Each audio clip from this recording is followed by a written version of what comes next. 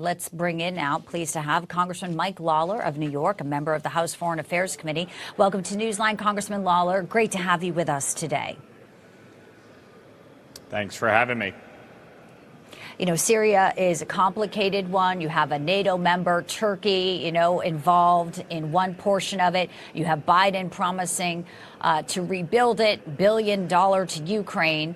What do you think the extent of the involvement should be? Obviously, no one really understands how much you can trust the rebels here, HTP. And Trump was pretty clear in his post that this is not our fight.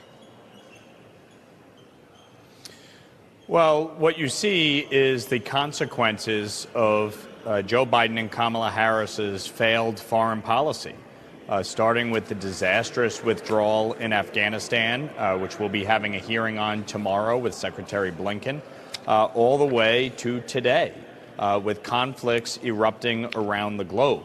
This traces back to the Obama administration's failures with respect to the red line.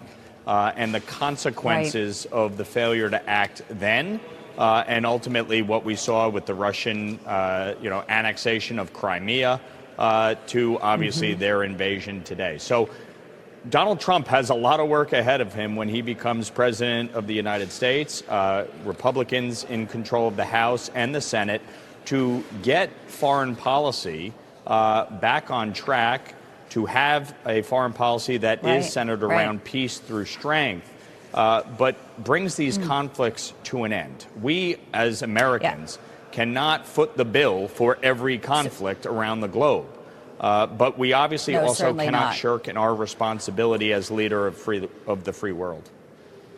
Right. HTS, that is, and they're discussing whether or not to remove a $10 million bounty on him. So we watch and sort of see the next few phases of that, including what Israel does as well.